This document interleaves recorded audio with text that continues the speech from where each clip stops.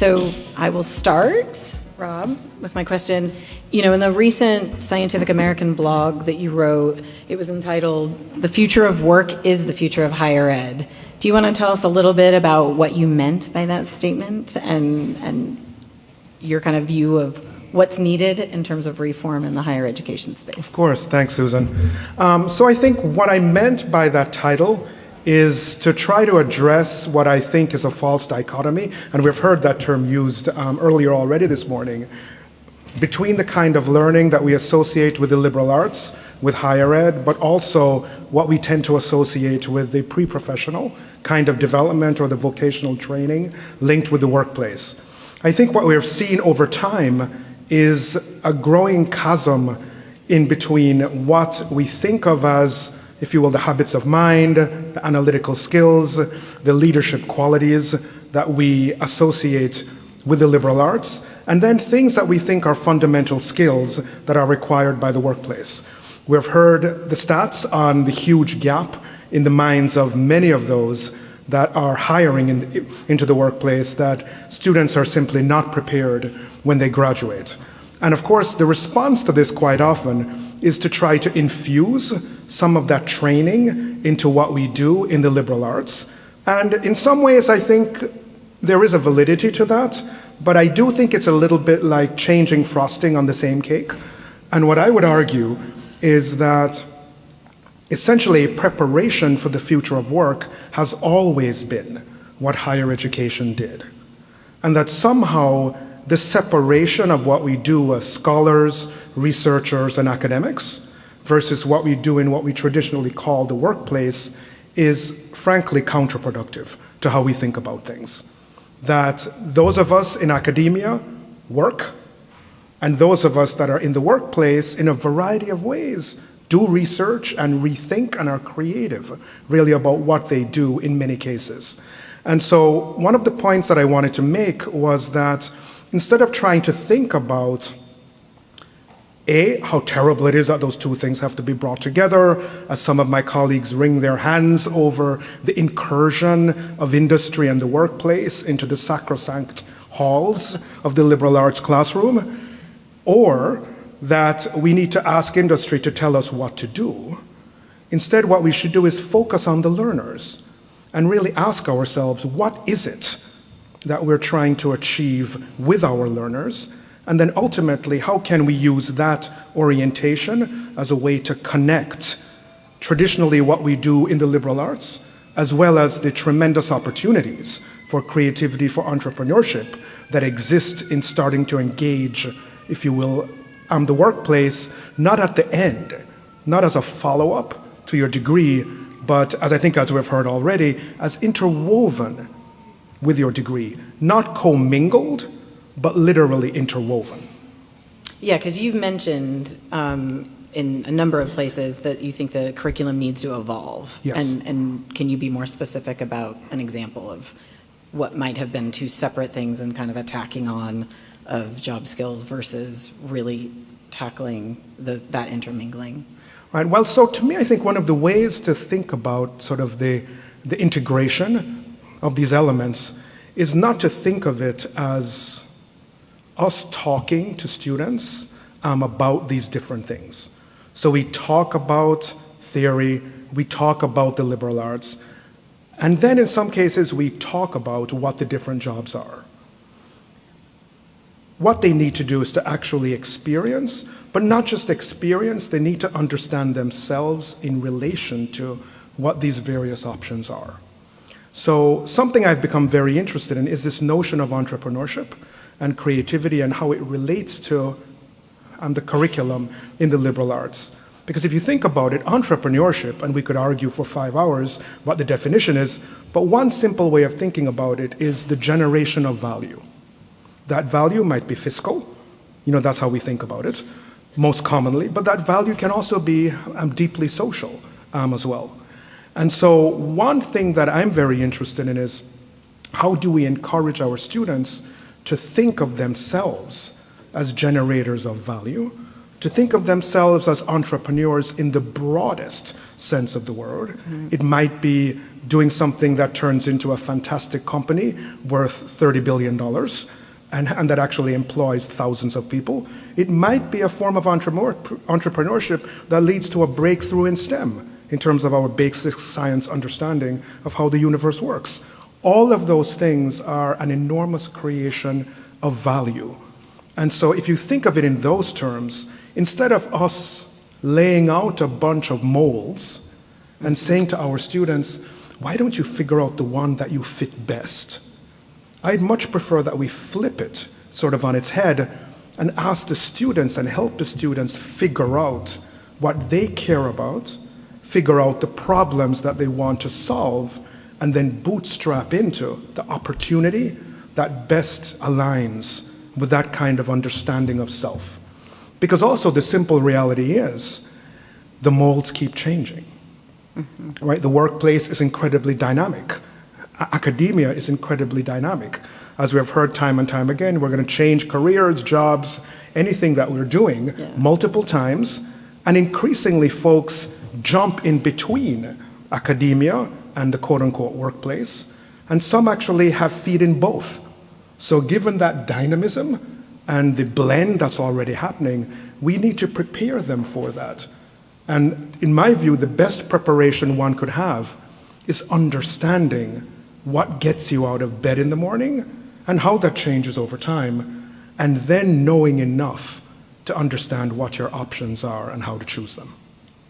And you've mentioned also this idea of sort of a challenge-based education, right? And how that can foster that sort of thinking and learning, finding out what sparks you, and then chasing the thread, essentially, right? Can you tell us a little bit more about when you've seen that work or when you've created environments where that is successful? Kind of what are the tips and tricks that seem like, okay, yeah, these should be considered if we want to go out tomorrow and really embark on those kinds of educational experiences? What does it take? Well, I think one thing it takes is sort of embracing risk and the unknown. Quite often when we think of challenge-driven education, we have degrees that are built on that. We have entire universities that are challenge-driven in principle. But quite often we tend to conflate challenge-driven with case-based sort of learning in the following sense. We present students with the challenge of our choosing and tell them you need to solve it. So they don't choose the challenge. They don't choose the case. We actually tell them what the problem is. And then, quite frankly, they go through another set of hoops, slightly different from the hoops we usually put them through in terms of memorization and terrible things like that. But it's actually still a number of hoops based on what we think is important, what we think is the right way to combine their interests and the basic knowledge that they need. My interpretation of challenge-driven education is one in which the student sort of decides what they care about, what motivates them, what kind of challenge they want to take on. Yes, you can provide a boundary condition in terms of what it is the course might be focused on, or the degree or the curriculum might be focused on, but you want to give them choice. And then what happens is, as an instructor, as a guide, as a mentor, it puts you in a deeply exciting, but also challenging place, because now you're not teaching them just things that you know. You're learning with them the skill sets, the perspectives, the sources of information that they as an individual student might need to actually try to address the challenge of their interest. Yes, you can set up a series of approaches that you can really introduce them to, but this is a situation where, by allowing students to choose their own challenges within parameters and working with them to create actual actionable solutions, as opposed to analyzing a case study of something that happened in the past, it gives them fundamentally a sense of ownership, a sense of agency, and it's through that process, and we've seen this time and time again now, that students really understand who they are, right? Because that, I think, is ultimately, that understanding of self is critical. Because one thing we think is important, no matter how sophisticated any kind of curriculum is, any curriculum, most traditional ones, tell a particular story. Here's my story of physics. Here's our story of engineering. Here's our story of how Shakespeare should be interpreted. And no matter how sophisticated we make the pedagogy around that, we are asking our students to buy into our story, or my story as an instructor. It's time we create a setting and a curriculum where students have an opportunity to discover what their story is. And while we care deeply about more students choosing a life in STEM, I think it's as important that we allow students to figure out their own story where it might be a life with STEM. So that we want more scientists, but we also want more poets, we want more lawyers, we want more people in government that understand the value of science and the process of science and rationality. That's a life with STEM. And so I think instead of worrying about selling our students, for example, my story of how I ended up in STEM, let's find out what their stories are. And there'll be students in there that want a life in STEM, but they want it because it's their story. And so I think challenge-driven, it's a collective engagement of challenges where everyone has agency in figuring out what really interests them the most.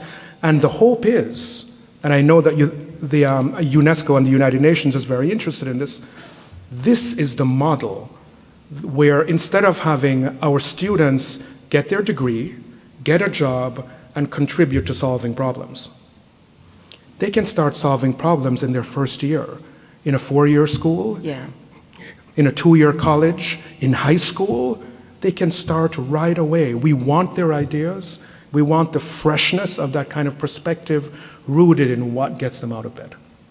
And I think, when I've read of most successful implementations of this, right, it's the variety of students that benefit, different perspectives, different backgrounds, different majors come together and have an originality. But what is it like when, this is not typical right now, how students have made it through their kind of educational careers.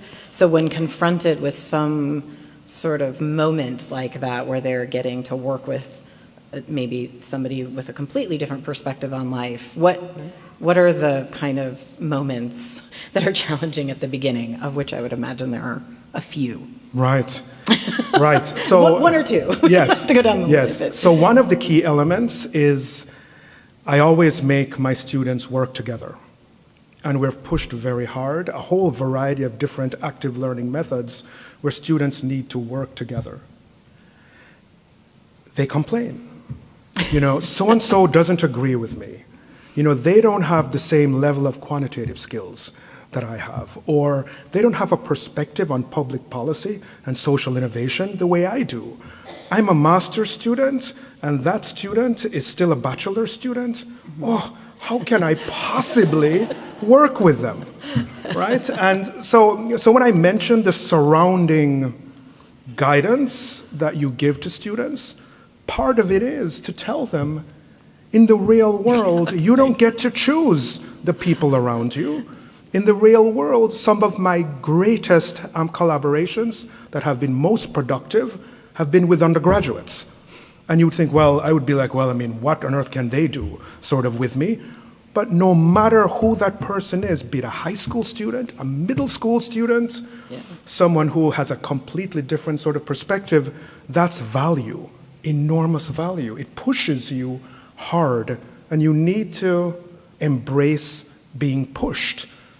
Because the problem is, and once again, I keep sort of talking about this, the issue with telling one story. Here's the story of organic chemistry and why it's interesting.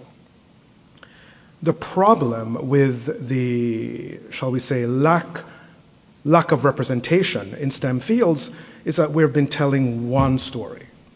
And our approach has been, let's try to band-aid, level set, do everything we can to get them to buy into our story of, let's say, organic chemistry or cell biology or biochemistry or physics, instead of trying to start with the learners, and also really giving them the opportunity to realize that because of the multiplicity that is so rich and so exciting and provocative and challenging, that's actually a real plus.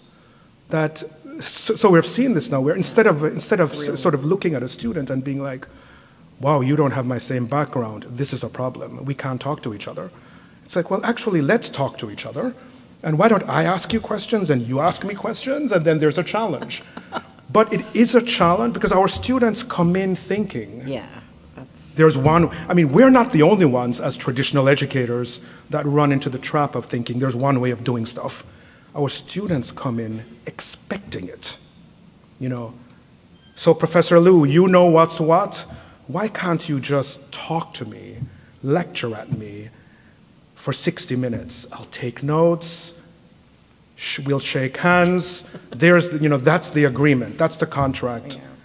You talk, I shop on Amazon, get the notes from someone else, and that's the agreement. So once you break from that, why am I not ready for work? There's all sorts of, I can't cram in your class anymore. I can't blow you off. All of that.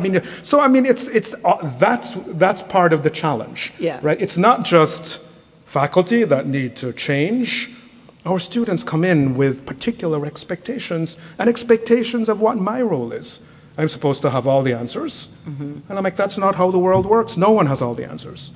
Right. So in some ways, I think it's making what we're doing more real, more open, frankly, but also more oriented towards challenges. And probably as you said, the way the world works, the way we're going to have to do things anyway from here on out. So might as well. And if we don't, we're up the creek. So we need to do that. You've also talked a lot about inclusivity, and you kind of hinted at it there, where, are there opportunities if you deviate from sort of the kind of traditional way of lecturing with a little bit of active learning, but something more engaging like this and putting the student at the center for inclusivity lessons or a greater emphasis on that maybe isn't so expected that you learned? Well, so something I discovered was that, one of the issues we're often concerned about is why is it that quite often in a class, be it a science class or a class on history, the same students that keep raising their hands and answering the questions. What about all of the other students that don't? So one thing I observed, and then I actually tested in the classroom to see if, in fact, this was true. We talk a lot about the value of teamwork. We talk about, various active learning methods that allow students to tackle problems verbally and discuss and debate in small groups of, let's say, 2 to 4.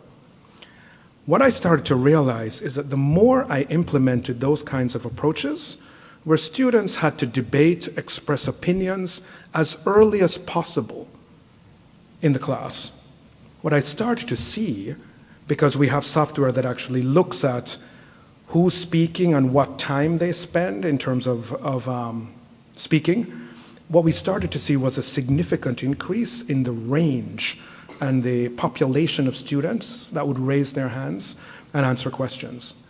And the theory that I backed out of that, the hypothesis was that as students in a smaller group get an opportunity from the very first week to tackle an issue, to express their opinion, to bring to the table what they think is important, it helps them find their voice very early. Because so often we have students from very strong backgrounds where they've grown up where their opinion always matters. They never think that, well, gee, maybe I should sit quiet and shut up, right? But then we have increasingly students that come from backgrounds where, well, gee, maybe my opinion doesn't matter. Maybe I should stay quiet. But ultimately, if you give them an opportunity in the context of the material to speak in a supportive, small, pair-based group, their comfort with sharing in the entire group goes up significantly, right? So we had a broadening of participation and of more than 30%, and an increase in overall frequency of more than 53%. And so what this means is there are ways in which deep engagement with the material, and I know that deep learning is becoming a notion now, and I don't mean deep learning as in AI, I mean deep learning as in the classroom, that there are ways in which modalities of engagement help students find their voice. And I'm shocked at how many students feel they don't have a voice. You know, they feel that I can't say anything about biology until maybe I'm a junior, and quite frankly, I can't think about biology until I'm in graduate school, maybe. You know, biology is something other people do, that other people think about, that other people have creative ideas about. And what we're trying to do now is first semester, freshman year, you get to express opinions, you get to ask questions, you get to blue sky it. Yes, there may be aspects of it that are impractical, or there are problems that other people have realized with the approach you're taking, but you get to think about stuff. You get to engage with the material. You're not just taking on the facts, you're not just taking on someone else's story or approach, you're trying to figure out what your own is. And so I think the more we do that, the more we give voice, the more we give the opportunities for voice in a supportive space, I think the more we see a broad level of participation, the more we see engagement with science at the level of majoring, because we start this off in the first year, in the first semester. And I think this is something that is a very, very powerful way of creating an environment that by definition is inclusive and learner-centered, no matter who the learner is and what their background is and what they bring to the table.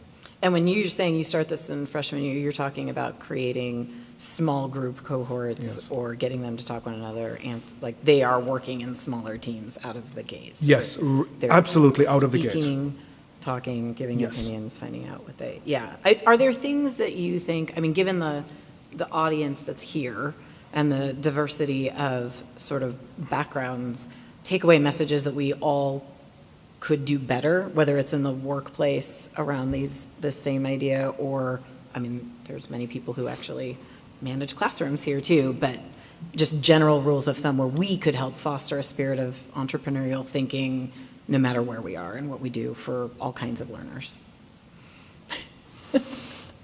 Surprise. Surprise. I think one thing we could do, and it's coming back to sort of a number of things that I've said already, we actually don't talk to our students enough as people.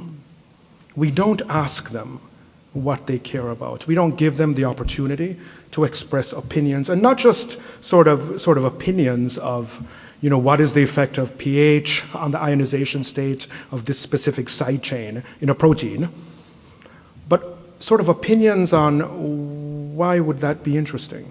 What would you do with it? And is there something in your life that you've been really interested in? We don't talk to our students enough and give them a chance to talk to us. Not just voice in the classroom, be it about physics, biology, math, sort of whatever, but their voice as people, right, in terms of actually who they are.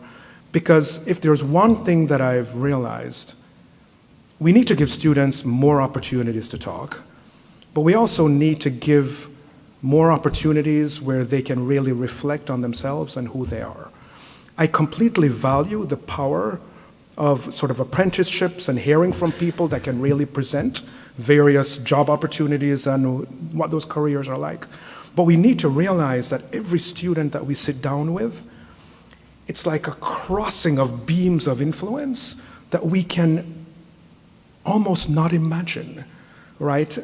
You know, the pressure of their parents, the pressure of potentially being sort of the meal ticket for their entire family, you know, to rise above. Mm-hmm. Something incredibly challenging. We can't understand that.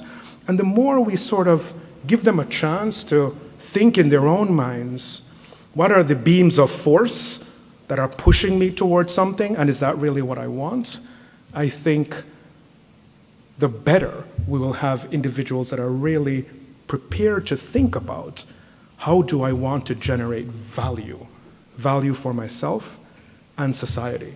So I absolutely feel that this entrepreneurial view of value, we have a generation of students, perhaps more than the last 2 or 3 generations, or the last 2, that really care about the problems we're facing. Yeah. And so this resonates so powerfully with them. Yeah. Yeah. You know, we've seen the demonstrations on climate. We now have a growing population that realizes we're actually going over a cliff and we all better do something about it, right? And so they're the ones that will inherit more than we are, you know, summers in Austin that are even hotter than they are now. And so I think this notion of generating value and meeting challenges collectively is critical. Thank you, Rob, for that. That was engaging as always. Thank you.